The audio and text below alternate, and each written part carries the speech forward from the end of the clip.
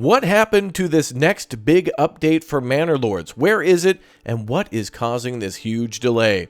Hello again there, friends and fans. Raptor here, and welcome back to the channel for a little in-depth talk about the next big update for Manor Lords. Of course, one of the biggest games of the last few years, and of course 7 years in the making, and one of the biggest of 2024 in terms of a city builder with RTS and of course medieval art style, and just the whole immersion of it has just been amazing. And so if you'd like to hear more about Manor Lords, its updates, and upcoming news, make sure you subscribe to the channel, turn on that notification bell, and hit that like button. Let YouTube know you want to see more of it, because there certainly is a lot to cover. And so we're going to get started today by talking about some things that you may have already heard before a few weeks ago on the channel, although it's a good time to cover it again because of course it's relevant for this update and its delay. Well, let's talk about Crossbowman. Yeah, highly anticipated now after being dropped on the Twitter. You can see this beautiful animation here where the troops animation looks great, but it confirms that the Fletchers can now make something other than bow and arrow. We can now make crossbows, and hopefully that also means bolts,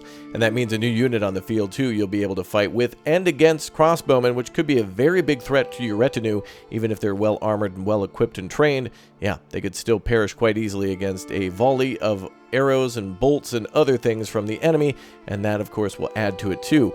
And all of your units really susceptible to something like that, but it's very cool. That means we'll get something else that we can create and ship out from our villages, and gives us a more reason to make multiple Fletchers rather than cutting their production or what's not. We'll talk about that in a minute. Just hold on. But let's move on to the next big thing. Of course, if we're going to have bigger armies with more units, that means we're going to have more people, and that means more mouths to feed, and that means we need some new food types. And that's what we're getting with fishing. Yeah, fishing ponds or little lakes confirmed, as now of course they'll be added to the map, and they'll be able to be fished in year-round with certain perks, and there'll be bodies of water in the future. This opens the door to some really cool things where during the winter change, the seasonal change, the winter will of course bring frozen lakes and rivers, which could be crossed by infantry, maybe cavalry too.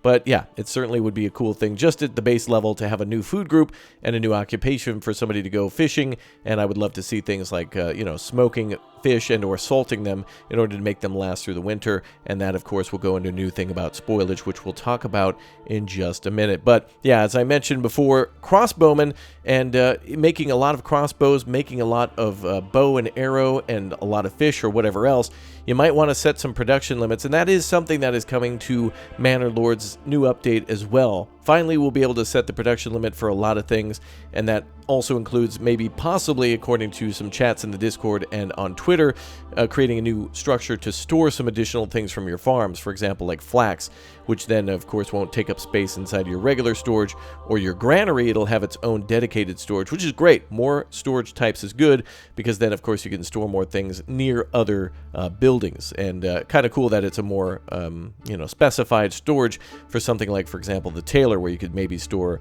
wool and flax and linen and other things all near an area where they're making clothing and making fabrics, and that's just going to look cool, and of course is another cool thing to build. I'm all for new buildings all the time, and this is big too in terms of production. Finally, after all this time, any surplus meat that you have will be converted to meat and hides. Yeah, you can actually eat your sheep now, or goats, or maybe even chickens, or, well, anyway, you don't have to rely on the imports of meat or hunting as much anymore, as now of course with the butcher shop they can take all the surplus meat and actually take all that extra livestock and turn them into something you can actually use. So hides and making leather will be a lot easier, and maintaining meat will be a lot easier too. So for those of you wanting to set those production limits, at least you won't have to focus so much on that. So that is a huge thing, that all the different cities' excess supplies will then be converted immediately to meat, and that might make shipping things between cities even more alluring, and we'll talk about trade and transportation on that in just a bit.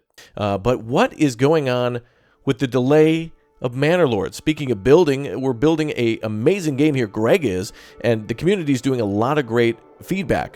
Greg is asking, hey, here are some things I have planned. What do you guys want? What do you think about these things? Give me some feedback here, and the community is more than happy to do so, and it feels like a team effort. Although this is a one-man project, I've never before seen a developer include so many people in the development of their game just from the open public, and there's so much respect and understanding about how long it's taken to make this game and its updates. And to further discuss that, Yeah, we have to blame Unreal Engine 5. The game is being essentially upgraded, and it's going to look beautiful in Unreal Engine 5, but that upgrade has taken a little bit of a turn by, of course, creating more problems than Greg anticipated with trying to get some of the other systems that with the upgrade broke. And so it's not necessarily the update itself that has broken some things, or the game that has broken itself. It's more like you're really trying to write a new language or add new words to things, and now new things have to be essentially moved around. And so when you're taking a game that kind of is already complete for its early access version and upgrading it to something like Unreal Engine 5 and adding new features to it, yeah, you basically have to kind of like rework your original game and then also add new things into this essentially new language. And so by this big upgrade, which so many people are excited about and very, very excited about, I mean, like literally everybody's been really excited for the optimization of it, not just the look of it, but so many more people will be able to play the game with larger limits. And there is some stuff about AI coming soon too that we'll talk about in just a minute. This is great news for the game, but with all these features being added and with all the things already in the game and all the previous updates, yeah, these will all have to be kind of woven together in a way that everybody's learning, I suppose, how to use that, and it's going to be very, very exciting. Some other things that are exciting too is the talk of castles and sieges, and we'll get to sieges in a moment, but many people have been excited about the thought of castles, and I too am really looking forward to seeing some defensive structures in the game. Now there's been some talk about it as to, okay, we want to do this, how do we do it, when do we do it, that type of thing, and it's kind of a confirmed to be decided thing. It's like, yeah, let's consider this for the future. So for those of you wanting a big reason to use all your stone other than on your churches and of course building some of the other base structures that require it, yeah, there's going to be finally something more to add to that. Now how big the castles can be depends possibly on the manor. Of course, if you click on that, it's called a castle planner. If you click on the actual manor itself, you can build walls and defensive towers, and I like that being a separate building from a castle, so hopefully we get both, and I would love to see different options for fortifying your manor and also fortifying your town. Town walls have also been confirmed, but they're not necessarily defensive walls, but they kind of are, but it's more like for bandits. But you know, a lot of people have been wanting to actually enclose their town to prevent banditry, and instead of just them randomly stealing without any sort of way for you to prevent them from doing that, it'll be really cool to actually be able to add some defenses that would make the enemy think twice or really prohibit them from doing anything without kind of a full-scale or bigger scale military invasion, which these walls wouldn't really be able to defend against, but perhaps the castle would. And that brings up the thought of sieges. What would happen then during a siege? How would that take place? Will it be a massive siege of hundreds of thousands of troops with catapults and trebuchets and, you know, months and months of standoffs? Or will it be like an army kind of sits on the territorial edge and it somehow prevents trade or something like that? Again, these are confirmed things that we're then now trying to figure out what they will be, and there's a lot of back and forth. And I say we because Greg is literally asking us. Everybody is welcome to take these polls on Discord and Twitter as to here are some thoughts that I have. Would you like to see this feature? If people vote yes, then it's like, okay, here's some ways that I'd like to implement that. What one do you like the best, or do you think this would be a good idea? So again, going back to what I mentioned about the great communication from both Hooded Horse and the developer Greg, working on just some really great ways to improve this game and to really prioritize some of the most desired features and things that Greg has always wanted to put in. So very good and a very exciting thing to talk about. Now, as I mentioned before, with the switch to Unreal Engine 5, I mentioned AI cities and, of course, sieges and castles. And so how would that work on the opposite end?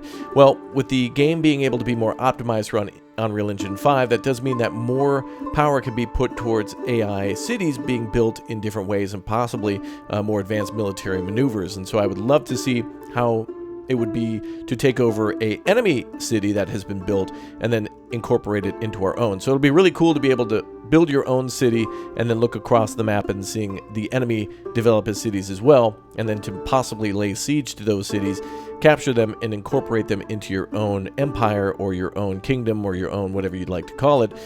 Yeah, very cool idea. And something that everybody's wanted, you know, not being able to conquer any other territory, well, cities is kind of lackluster, you know. Taking territory and fighting for blank fields and then putting your own city there is cool, but it would be really neat to be able to take an enemy city and turn it into your own and assimilate it into your borders, and then eventually maybe recruit people from there, or just get those things that have been built, like for example an iron mine, and then use that for your military campaign. Or maybe you're doing something a little bit more peaceful and maybe there's another way that you can take over AI cities, like diplomacy or something in the future. Maybe there'll be kind of neutral territories that you can somehow coerce into joining it, which would be very, very exciting. And that goes into what they're talking about with the new trade system.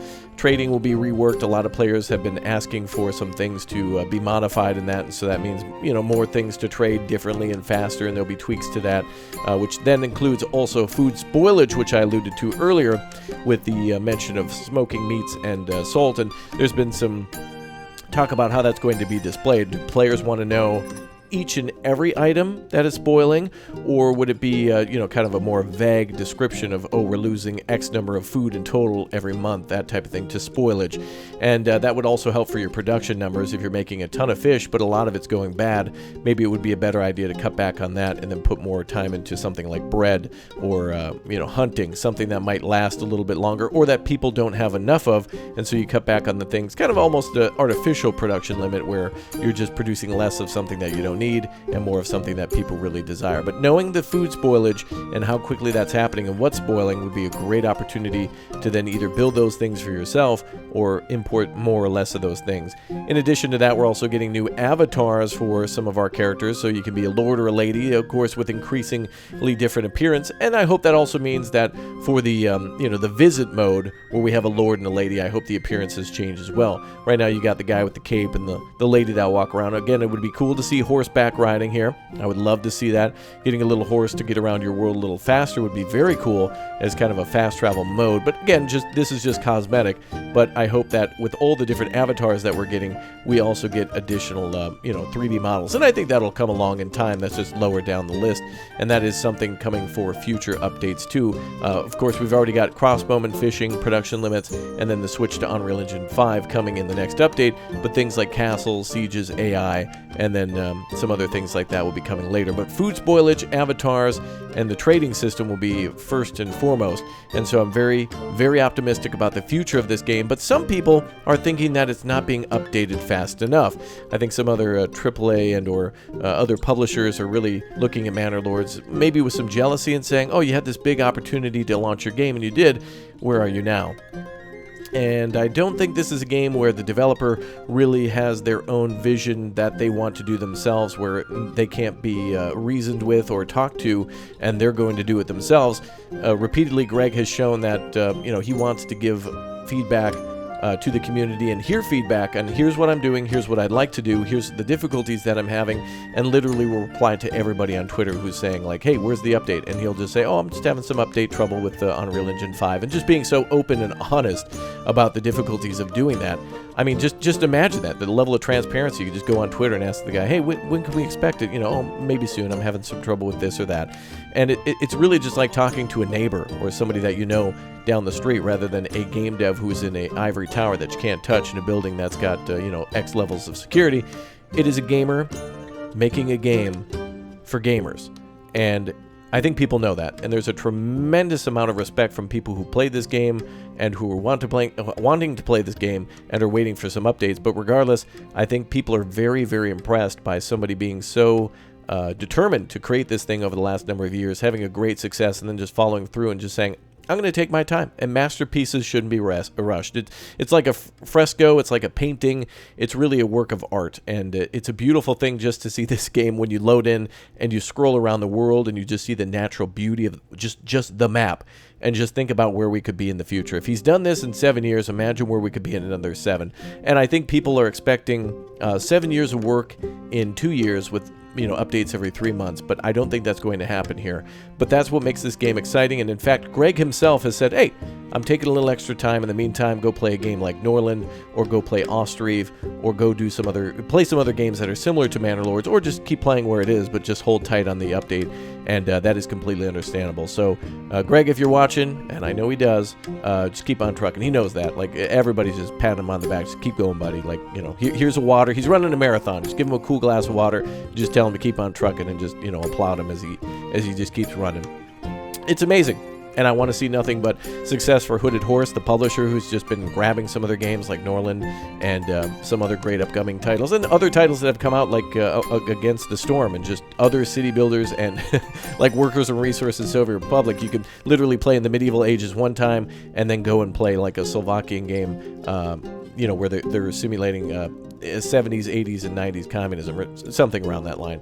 But yeah, amazing to see these games succeeding. Great to see Poland and the Czech Republic and Slovakia and other places just thriving and just doing amazing things with this amazing publisher, and I wish them nothing but the best. So, make sure you smash like on this video and subscribe if you'd like to see more for Manor Lords and upcoming updates. There's a lot more to cover in the future, and we'll see what we are able to unravel in the future ASAP. Thanks again for all your support. Thank you very much for watching, and I'll see you all next time.